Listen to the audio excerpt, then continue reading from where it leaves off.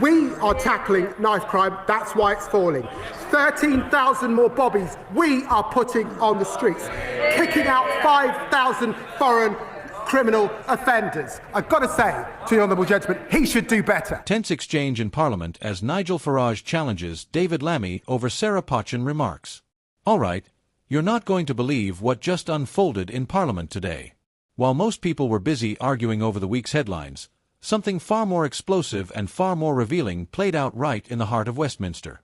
A moment so sharp, so charged, that even seasoned political reporters momentarily froze.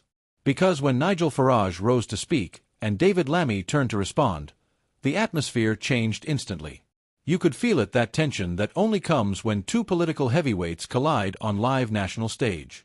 And at the center of it all, a heated dispute over comments linked to Councillor Sarah Pochin. Comments Farage insists raise bigger questions about political accountability, transparency, and how criticism is handled inside Parliament. Let's get into it. So here's what happened. It was supposed to be a routine debate, a moment for MPs to trade views, maybe exchange a jab or two, and then move on. But the second Farage leaned into the microphone, he shifted the whole energy of the room. He said something along the lines of, "We can disagree, we can argue, but when public representatives make certain remarks, those remarks deserve clarity, and the public deserves honesty." He didn't shout, he didn't slam his desk, but his tone was sharp, measured, clearly calculated.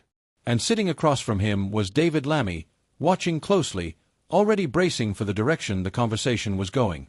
Farage then referenced Sarah Pochin, her statements, the reaction to them, and what he suggested was a pattern of selective political outrage. Nothing defamatory, nothing inflammatory, but enough to stir the chamber. And that's when David Lammy stepped in.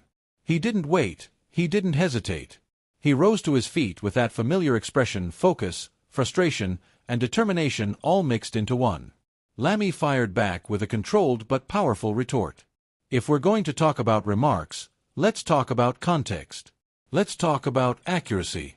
And let's talk about accountability on all sides, not just one.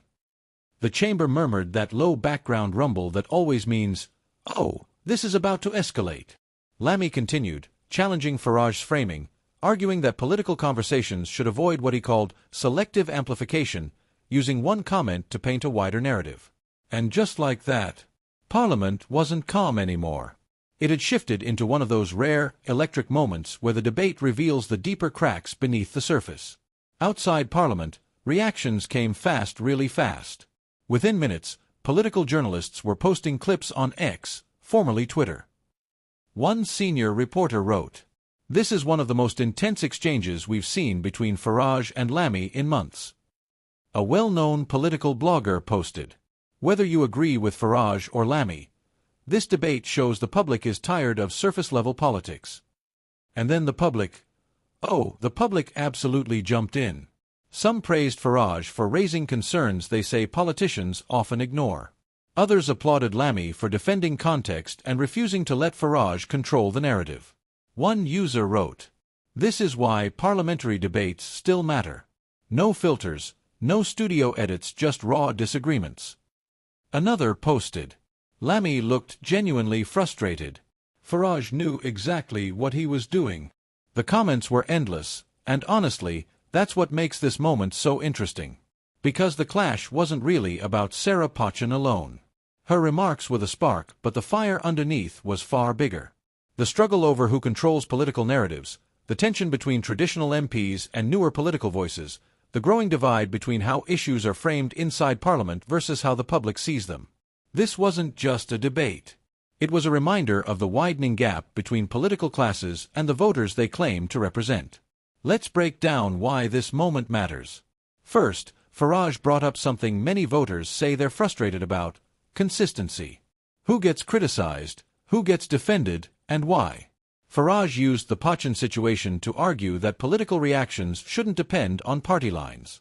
Second, Lammy pushed back with a crucial point: context matters. A single quote, a single clip, a single line can't always represent the full picture. And in the age of social media, where everything spreads in seconds, that context often gets erased. Third, this exchange highlights how sensitive political debate has become. Every word matters. Every reaction becomes a headline. Every disagreement becomes a national talking point. And honestly, that's why people couldn't look away. But here's the real takeaway, the part no one is talking about yet. Moments like this show something deeper happening in UK politics. People are demanding clearer explanations. They're questioning narratives. They want to know why certain issues are raised, who benefits, and what politicians are leaving out. And this clash between Farage and Lammy? It exposed just how tight and how fragile the political balance in Parliament really is. So the big question now is this: what happens next? Will this debate spark a wider conversation about political transparency? Will parties tighten up how they address comments made by their members? Or will this simply be another moment buried under next week's headlines? Because if today showed us anything, it's that the real story isn't just the argument, it's the growing pressure beneath it. And as always, if this is just the beginning, you have to wonder, how much deeper does this go? Thank you for watching, and don't forget to subscribe, comment, and like this video. Stay tuned for more political updates.